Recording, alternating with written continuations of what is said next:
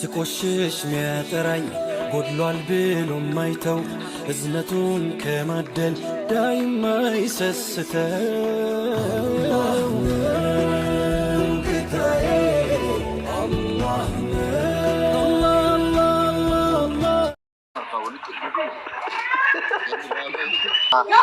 Ani kanuma dubbadhaa waan ta'eef wanti tokko dhugama rabbiititti warri asirraa wal lolu kun dhiirummaa wanti jedhamu sana keessaa ba'a. Jala butaati namni maskootii keessaan akka wal lola namni bar dhiirri maskootii keessaa wal lolu hin jiru. Kuniin sobaa harka abbaa tokkootiin buutii qabaan sodaatan. San taateet ajjeesi qabi fannisi ka jedhu kunniin duuba taa'ee harka abbaa tokkootiin buutii qabaan sodaatanii san taate. Amma wanti asliin jalqabe bareeda waan ta'eef yoo isiniin jennu waanuma hunda fuunee bunnee seerri akkana haa godhu haga nuti seeraan ga'u nuti tarii ijoolleen kun waan biraa keessa seenu waan jedhuun wanti asliin jalqabe anaaf akka Muhammaditti naaf tola. Akka biraatti yaanni manni guutuun jedhe naaf ta'a. Yoo isiniin jedhu hima ila sa'aani okoleetitti okkoteen diddu jedhan. Namni sheexana miti namni as guddaa jiru kun lakkaa koottaa dhaabadhaa jedhanii yoo waan dhaabadhaa kana didan har'aa waamanii haga sa'a kana sa'aatii dheeraa haasa'u jirra. Warri anatu abbaa arsiiti anatu abbaa ollooti jedhu sun as jalan jiru. Ani garuu arsiin nama bakka buufatee ergin qabu anuu arsiima. Ani hin dhageenye nama bakka buufannee ergin. Odoo akkas taate anuu silaa bakka bu'aa kiyyan tuqinaadha.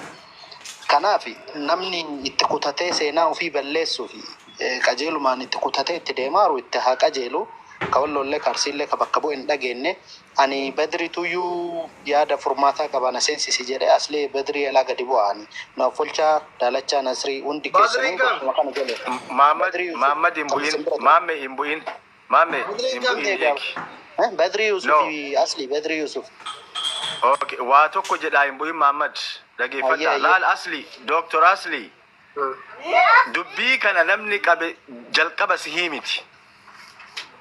Akkanami walii galla asli. Waa'ee araaraa kana jalqaba namni qabe nama biriiti. Dhageeffadhaa dubbii tana. Nama birooti.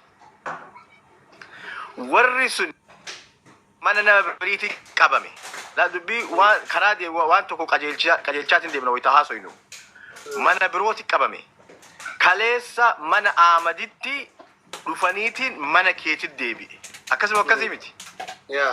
Har'a warri suni meeti.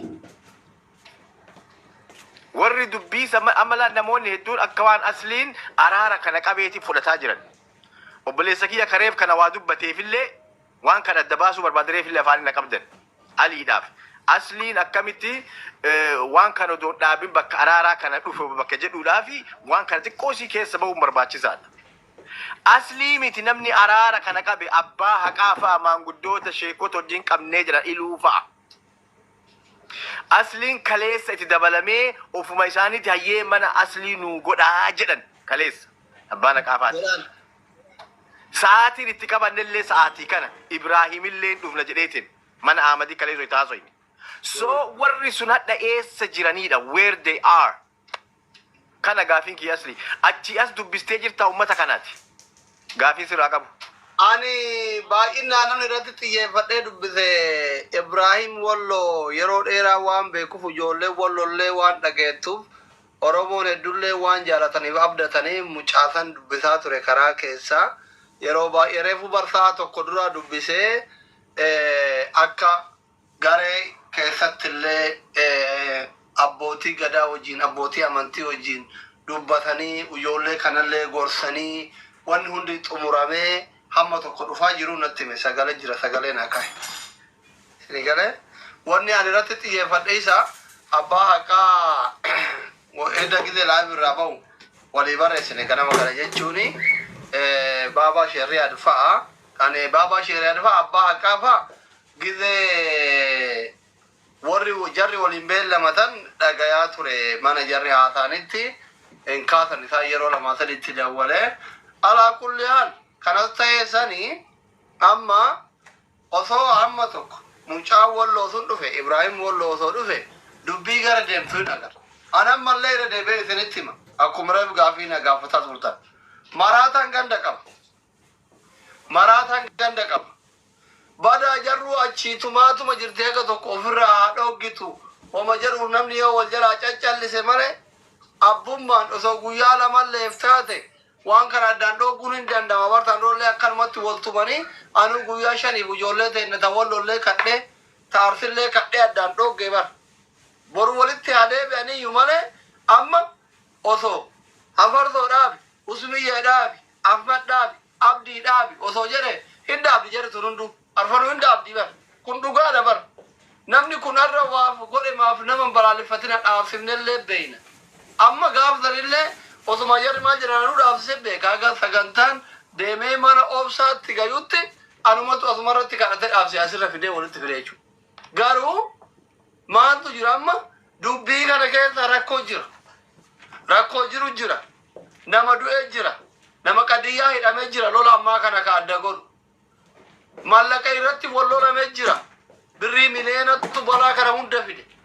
Waan kana sababa Oromoo qabdeen Amaarri cafamaa baate. Dhugaa Oromootu dhugaa Amaarattu Amaara wal nyaachisaa jira jedhan. Waan kana osoo miidiyaa isaaniittu gabaasanii warri suurri jiru guutuun xaragamee gara hidha. Diinna Amaarri diina keellee osoo ta'u diinni keellee gaaf dhugaa qabu walitti garagalche. Shira Oromoon shirte Amaara jettee qortumaa mallaqa walirraa buufataa turte dhugaan ilmaan miliqisin qabdee biyya Arabaa keessatti walitti fichiisaa jirti. Tokkoffaa ijoolleen keenya ka Arsiitii fi ka Walloo kanallee amanuu qabdan. Dhugaa ilmaan miliqisin irraa qabdu ta Su'uudii jirtutu walitti fichiisaa jira. Rakkoon jiru bakka kana. Amma wanni dhiyeessaniif har'a waan kanarraa wanni hafaniif osoo jaarsummaa qofa taate namni hin dhufu.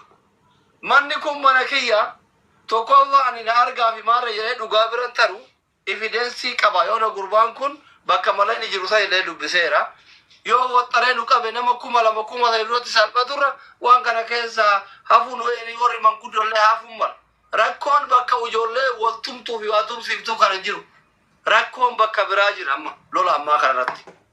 Rakkoon warra koree ijaarrate garee ijaarrate haadha biyyaa boochisu mallaqa uummata irraa sassaabu miliyoonni irratti ergame kana dhoysaa iccitii dhoysaa hedduu jira lola ammaa kana keessa jechuudha. Ka miskiinni hoolaa eeguu fi oorruu dalagu quban qabne. Ka isin warri miidiyaa irraa deddeemtanii torbaanitti dhuftan quban qabne waan hedduu jira. Hanganama galgala asirra jira biyya bakkaa jira dalagaan qabu waan ta'eef. Yoo saayidii arraballee yoo dhiise waan namni wal godhu isin caalaa usirritti argaa oola waan ta'eef. Yoo namni quba gamasa keeku arfan tun gara namaa gara galtee waan jirutti waddoo ta'e waan ta'eef just amma wanni irra dubbii mana kanaa dhiyeessanii fi mushkila akatir kaleessa gidee anaaf madiin gaafii gaafadhu namichi mallaa inni bira jiru daarektiin haa dawwale bara. Quban qabu waan hin beeku nan beeku hin dawwale. Sigalemi amma bakkee namni wal dhiyeessaa jiru jira. Waan asafaniif sinitti muka. Sinigalee keleerri sini ta'e. Yes, galatoon asiisan bakkeena barbaade. Thank you. Warri akka Hafarsoo fa'aaku, warri akka Ammiyyee fa'aa, warri akka Ahmad, warri akka Abdii Bilisummaa fa'aaku loluma ka'e tiifattuu cafacaffiisuu malee quban qabu. Baagiraawundii waan biraatu shira biraatu jira jechuudha. Bizinas. Warra tokko keessatti warra bizinasa dalagaa jiru jira jechuudha. Ijoollee dhiiga tokko, foon tokko, wal tumsiisaa bizinasa warra dalagataa jiru jira. Allaqa. Dhugaan jiru kana Oromoon baruu qaba. Warra asirraa wal tumu kana qofa osoo hin taane tumamiitii kana keessa dullaa kana warra bizinasatti jijjiiraa jiru jira. Amantan amanuu baattan. Ijoolleen keenya ka biyya Arabaa jirtan immootu akkanumaan lafaa kaatanii ani Walloodha, ani Arsiidha, ani marro abukaatoo gandaa taatee kooltomaa jirtu ummanni maqaa ganda jiran si galchee siin bizinasa dalagataa jira. Dalagaa ta'e dalagadhuutiin haraa abbaa kee gargaari. Daataa asii 500 itti guuttee 200 itti guutteetiin asirratti namaan tumtusan haadhatee dhiyeessoo ergite riyaalli 200 Su'uudii kaati daataa mobaayiliin guutu zayiniin guutu 200 Su'uudii ergite birrii meeqata? Torbaan tokko yaaddoo bunaa malee hin beektanii haati teessan kamuu biyya keessatti dubartiin gurguddoon suusii bunaa qabdi. Yaaddoo bunaa malee torbaan tokko teettee du'aa isii qoraa dhugdii jechuudha. Riyaala 500 yoo ergite galee yaaddoo tokko malee zanaa jettee jiraatti jechuudha. Maaliif kun ta'a? Ani waan kana ifa isinii baasuu barbaade. Eegadeen sanii immoo rakkoo miti. Gizee yaa'oot alhullum nagar. Qeerroo dubbadhu qeerroo ejjabe maaliif dubbatuu hidhate maa jalle? Carraan keeti. السلام عليكم ورحمة الله وبركاته. جرى جفت وبليين. وعليكم السلام ورحمة الله وبركاته. بقى جراتني ومغاري تاساما جرغرو فرماتا ساتيدا نرجنه أقام مداوان نرجنه سنكبنوغا أني أكنت فكاتتي يو أكما دراني سن أماف irra deemnee jara kanaan jara ijoollee kana yaamnee dhaabaa jenneeni achi boodatti nama isaan bakka isaan akkuma gaafa kaanidhaa nama isaan akka isaan itti barbaadanitti nama isaan irratti dubbatuu barbaadanitti walitti yaamnee ammaan kana waltumaa wajjiran waan ta'eef waan kana dhaabuudhaaf aasaa keenya kanarra ijoollee kana dhaabuu warri asliin dandeessaa ammas waan kana dubbattee jirta amma duras dubbannee jirraa walumaan turre walitti saraarsine milkoonne araara san yeroo saniif milkoonnullee ammaaf akkasuma walitti deebi'ame haa ta'u walimannaallee yoo kan barbaadan taate ammaaf dhaabsisuun yoo kan danda'amu taate karaa keetiinis irratti hojjetuun barbaachisaadha. Nama immoo fidaa jettan kan jiraatu yoo taate akkatti walitti dubbannu tolchuutu barbaachisaa na fakkaata. Isa kan karaa seeraa jettaniif karaan seeraa kun bareedaa ture. Karaan seeraa kun bareedaa ture garuu namni hundi seeraaf hin dhiyaatu. Ijoolleen kan seera kanaaf hin ajajamnes hin jiranii kan immoo qabamuu danda'anis hin jiranii kan qabamuu hin danda'amnes hin jiran. Maaliif yoo jette bakka kun bakka kan mootummaa kanattuu dhukkaasutu jira kan biraa dhiisi. Namni kun bakka jiraata. Hundi tokko miti. Akka qabamuu danda'amuun qabamanii kanaaf egaa uumaan fidan yoo jedhame immoo hin danda'amu. Saniif amma inni jalqabaadhaa kan hojjetamuu qabu natti fakkaatu ijoollee amma waltumaa jirtu tana yoo danda'amaa ta'e dhaabsisu. Laayivii irratti afaan Oromootiin dubbata. Oromoon afaan tokko waliin dubbata waltumuun dhaabsisuu hin dandeenye akka jennu takkatti dhaabsifamuu yaalamuu qaba. Dubbataati turree hin dhaga'amnu amma hin darbamna yoo wanni kun kan danda'amu ta'e kana dhaabsisuutti fufu.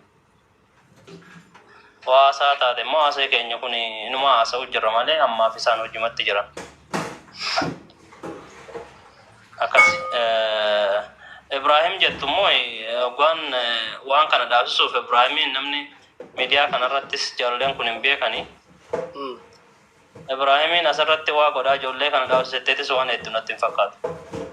Numa hedda malee waan hojjetee ijoollee kanaan dhaabaallee jechuun hin danda'u isaallee hin beekan. Ibrahim kan beekamu Facebook irratti. Siyoos hin beekanii? Ana na beekanii ana amma barra keessumaa nu darbuu jiran amma. Haasaa waan isaa amma namni si wajjin haasa'u hin jiru. Nama tumii fi qabii malee namni kaan isaanii waliin haasa'uu hin danda'u amma akkana ni argatti. Kalau lakkan sana ni cara mana teripa karena memperoleh bahagia anduda. Ni warna game kamu jira orang jala tahu tidak ke foto demi orang game kamu tap hagoru. Warna game gara game ademu amma wan serumah toko ide anille serira gabua. Jalka barratti namni tu erani nu barresa jiran Rabbi rahmata hagoru katu Rabbi araramu. Wanti jechu barbaannu. Amma wanti siresi fudhachuu sin qabdan aktivistii miidiyaa dura waa wal godhaa warra jedhu kana kasuudii kuni kophaa akka isin agartan nama afaan jetee san dura kophee afaanii cuqqaalaa jiran yoo kana jaan argitanii seeraan hin dhaabnu jedhame kuni qaldiidha. Kanaafuyyuu wanni jiru furmaanni rakkoo suudii dhaabu tokkochi seera amma obboleessi kiyyaa qeerroo waan tokko kaasee jira waan kana seerri malan dhaabu. Amma mucaa baalee tokko ajjeeftee dhaarani ka du'e haa du'u dhiisi ganaa ka biraatu du'aa itti fufee rakkoon qabu. Isa kanaa miti amma rakkoo warra du'ee miti ka kanaa du'u caala. Adada dhiini bu'uun dhiini dabalaa deemaa jechuudha. Isa kanaa amma rakkinni ka jiru akka amma warri kun Ameerikaa ta'ee jooniin maanyaa arba shiriin sa'a nama arrabsuu miti. Ameerikaan namni qubaansa adeemsa nama kuma sadii irratti midhaan baaleetti wajjechaa jirta ragaa malee jedhin jecha kana ragaa malee nama kuma sadii irra jechaa jirta adeemsa. Hoy abbaa ajjeesen himni ane mucaan du'e dhaara malee baluu ajjeesen jenne dhaabbadhu ka adeemsi sirriidha ani kutaa kana ajjeesen jenne du'e jedhaniidha malee abbaa ajjeesisan yoo du'e yoo hin duune ammoo akkasi kutaa kana jedhee maqaa namaa dhaan jiru akkasitti nan faamin jechuu barbaade obboleesso.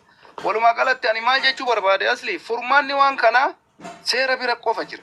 Imbaasii Itoophiyaatii fi mootummaan Suudii walii galanii namoota ijoo kana sodaachisanii ka gaara keessa jiru ka meeshaa qabu ka mootummaa Suudii sodaachisuu danda'us yeroodhaaf waan kanan dhaabaa jechuu. Sababiin isaa hin qabama waan ta'eef satalaayitiin hin jira teknooloojiin. Gatii kanaaf jecha warrummaan dhiyoo jiru tufuuzoon magaalaa ta'ee waan kana godhu yoo dhaabate kun mataan isaa furmaata obboleesso. Ani tiyya Awurooppaa jira lagaye. Namni dhufee funyaaniin ijaannal jedhee na laalu hin jiru. Yoo jabaatte xaarmusii matarra cabsaan. Si galtee dantaa miti sun. Gizee sana naaf illee mana hidhaa seennaa jechuudha. Akka biyya Suudii sanii miti. Kanaaf jecha ummata miskiina ijoollee miskiina karaa deemtu ajjeesisiisu kana mana ufii kophaa taa'ee ijoollee walii oofu kana wanni dhaabu tokkochi seera qofa. Hin qalladinaa lubbuu namaa irratti. Kanaafi seeraan hordofuudha malee jaarsummaa namni mataa kee si dhaga'ee safara kana dhufu hin jiru. Si dhageettee safara kana dhufaa jirtu amma hundi si ilaalmee amma iluun abbaan haqaa maaf hin dhufinas kaleessa maal waliin jenne achi jabaadda haizoo qaxaqqata hudduu keessa waraanaa waliin jedhaa jiran jedhe. Ani kanan deeggaru dhugaa sitti maa. Gifiin dalaguwaan. Kanaaf duuti ijoollee kanarra deemaa jiru rakkoon uummata miskiina irra deemaa jiru dhaabbachuu qaba. Imbaasii Itoophiyaa warri Suudii jirtan kanarratti hojjedhaa. Ergaa jedhu qaba asli kanaan alatti atillee wanni dandeettu takka hin jiru dhugaa siima. Namni abbaa kanaas hin jedhaa jiru hin jiru waan dandeettu yaalte kana amma gara seeraatti deebisaa furmaanni garas malee hin jiru. Ijoolleen kun sodaachifamuu qabanii seeraan sodaachisuu qabanii jedhee amanaan kanaan alatti wanni biraa hin jira jettanii yaadina jira. Doktor warri Suudii kunillee beektaa ila seera biyyaan baallee beekuun gaarii jedhe. Warri Suudii illee mootummaan waan ofiisi dararu si cadhisa malee biyya isii keessatti namni seeraan ala wal hidhee wal garafaa waan akkanaa walirra hojjetu kana informeeshinii gahaa dhabuudha malee mootummaan biyya sanillee waan kana ofitti hin cadhisu. Ka beekuu qabda jechaadha. Waalaikum salaam. Mootummaan Suudii illee waan kana odeeffannoo gahaa jala deemee hawaasni Suudi Arabiyaa jiru tokkummaadhaan odeeffannoo gahaa kennaniif taanaan caafii qofa qabatudha.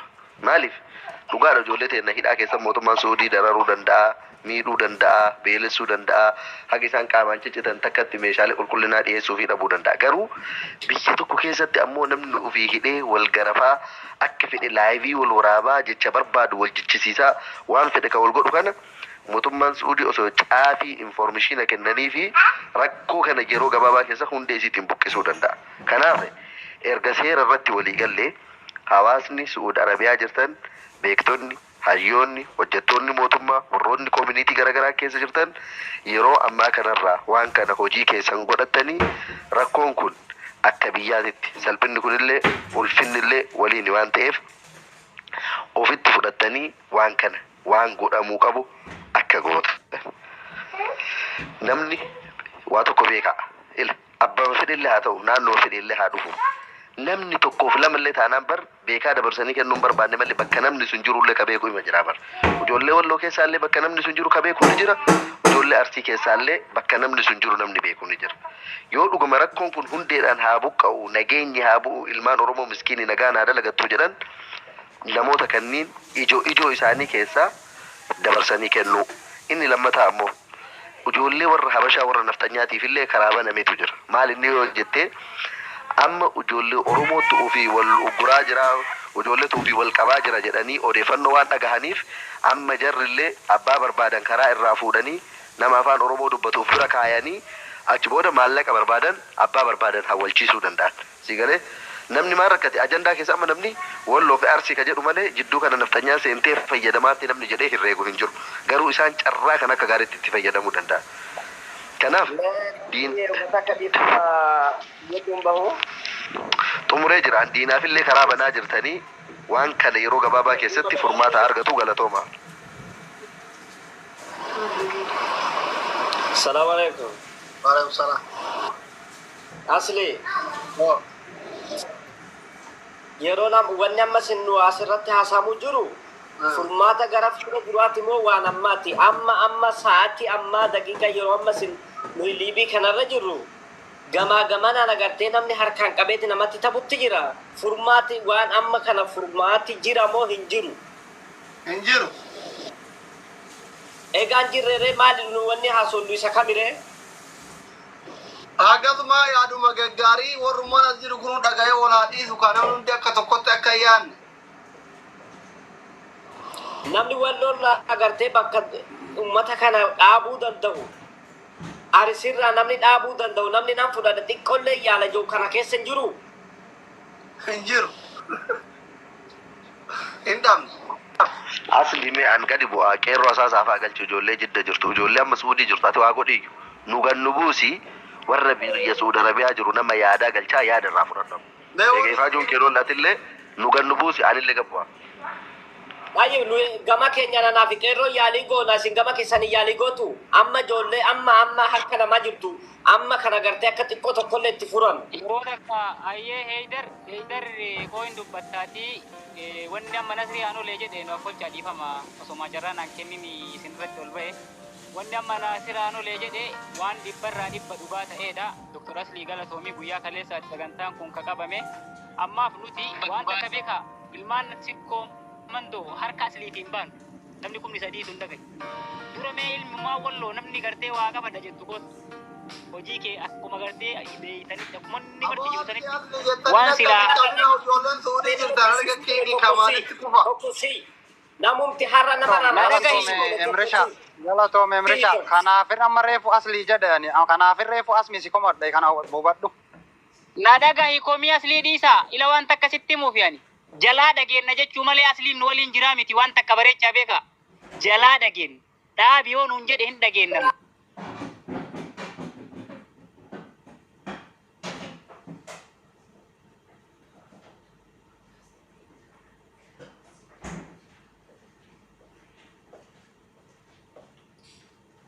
Iti habibi kiyya. Kota bu'a. Kota bu'a. Bu'a. Mee carraa kenni asli. Bui. Tattoota jala tettee nama waliin ooltu jala tettee. Asli natti dubbataree fillee turee bahe carraa naan kennine. Rakkoon akkanatti asii jaarsummaa jennaa gareen tokko kanarratti namni wal murukutaa jira. Hundeen tun durallee dubbataa turre itti milkoofne gaafuma horiin guuramu sanillee nama akkana rakkoo uumu kana qaama seera